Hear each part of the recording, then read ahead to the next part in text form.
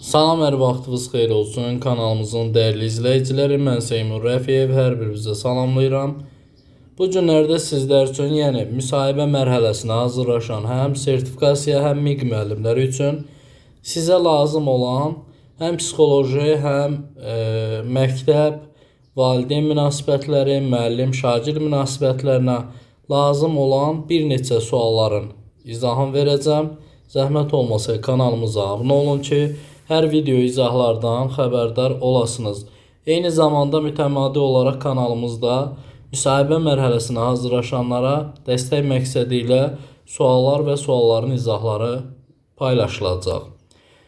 Həm MİQ müsahibə mərhələsinə, həm sertifikasiyanın müsahibə mərhələsinə hazırlaşmaq istəyən müəllimlər bizimlə əlaqə saxlaya bilərlər. 051 644 31 54 nömrəsi ilə canlı dərslərimizdən də yararlana bilərsiniz. Ödəniş bir dəfə ödənilir və proqram müddəti ərzində sizə lazım olan həm psixoloji suallar, həm pedaqoji prosesin təşkili, həm ünsiyyət bacarığı, həm icmaların yazılma qaydası, bunlar hamısı bir proqram dərs müddəti ərzində öyrədilir. Əlavə olaraq özü hazırlaşmaq istəyən müəllimlər isə bizim Müsahibə Qızıl Qaydalar adlı vəsaitimizi əldə edib özünüz də rahatçılıqla hazırlaşa bilərsiniz. Keçək suallarımıza. İlk sualımız belədir ki, diqqət pozğunluğu olan şagirdlərə necə yanaşarsınız? Biz diqqət pozğunluğu adətən yaddaş zəifliyi və ağır proqramı yaddaşında saxlaya bilməyən şagirdlərlə tez-tez rastlaşırıq.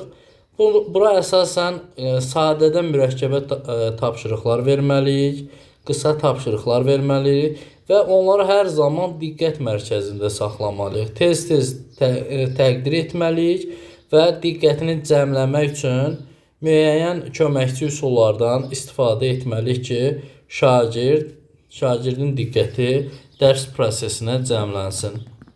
Növbəti sual, şagird müəllimdən qorxursa, bu problemi necə həll edərsiniz? Əksinə, bu müsahibə sualı, verilən müsahibə suallarının içərisində qeyd olunub bu sual. Şagirdin müəllimə qarşı bir inam hissini yaratmalıyıq. Həm də empatik dəstək yanaşmalıyıq ki, şagird müəllimə güvənməlidir, müəllimlə ünsiyyət bacarığı qurmalıdır və hər hansı bir problem və yaxud problemdən də əlavə olaraq şagird özünü güvəndə hiss eləməlidir. Eyni zamanda sağlam psixoloji bir mühit qurmalıyıq ki, sinif daxilində şagird müəllimdən çəkinməməlidir. Növbəti sual, müəllimin psixoloji hazırlığı niyə vacibdir? Müəllimin psixoloji hazırlığı ona görə vacibdir ki, müəllim kifayət qədər həm valideynlərlə, həm şagirdlə, fərqli düşüncəli şəxslərlə işlədiyinə görə müəllim şagirdlərin emosional vəziyyətini təsir etdiyindən psixoloji hazırlığı mütləq olmalıdır.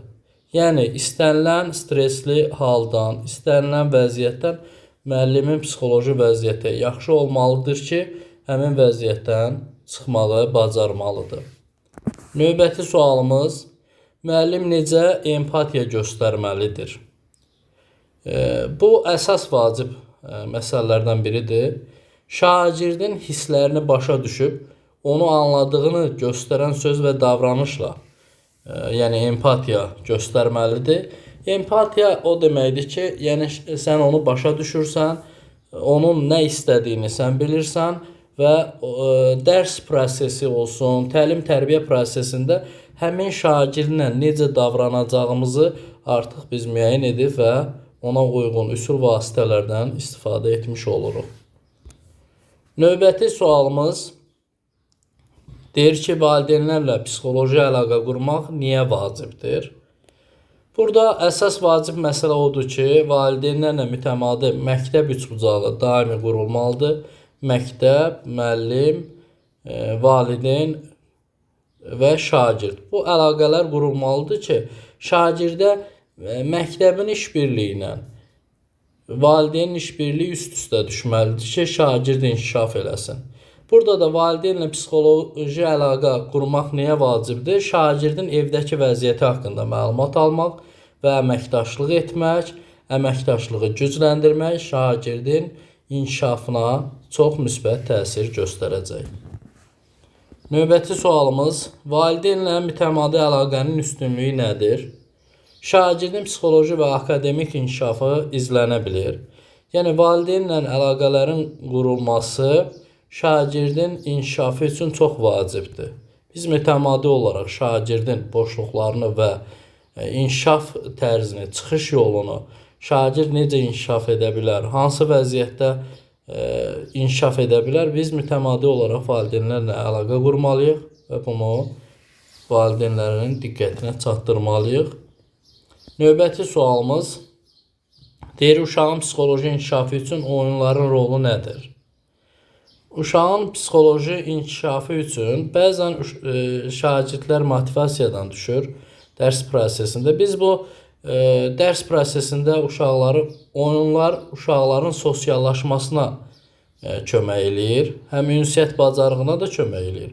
Həm də sosiallaşanda ünsiyyət də inkişaf eləyir. Bir də duyğuların ifadə etməsinə, stressdən çıxmasına oyunların rolu daha çox köməklik göstərir. Növbəti sual, psixoloji sağlam müəllim necə olmalıdır? Psixoloji sağlam müəllim, bununla bağlı ilk suallarımızın içərisində də niyə müəllimin psixoloji vəziyyəti yaxşı olmalıdır sualı qoyulmuşdur. Özünü tanıyan, stresi idarə edə bilən və empatiya bacarığı yüksək olan. Psixoloji sağlam müəllim hər zaman şagirdlərin inkişafa köməklik göstərə bilər. Psixoloji sağlam müəllim bütün vəziyyətlərdən çıxa bilər. Empatiya bacarığı daha yaxşı inkişaf eləyə bilir. Stresə düşməz həmin müəllimlər və stresə düşərsə də tez bir zamanda bu vəziyyətdən çıxmağı bacaran müəllimlərdir.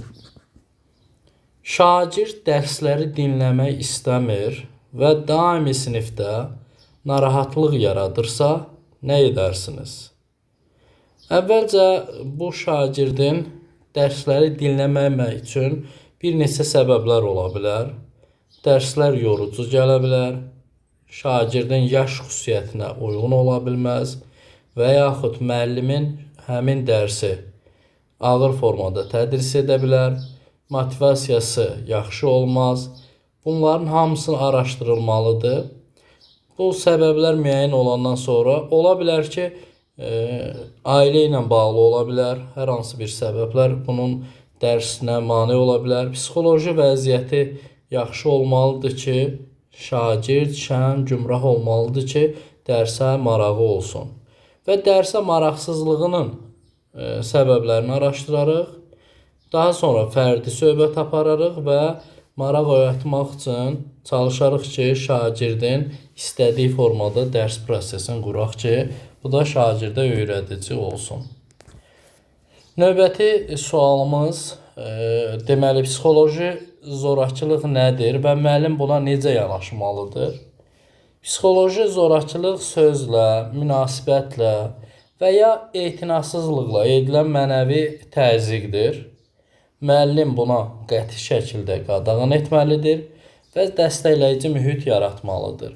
Ümumiyyətlə, biz məktəb mühitində, sinif mühitində, sinifin idarə olunmasında çalışmalıyıq ki, qayda, qanun, prosedurlar tətbiq edək və sağlam bir mühit quraq.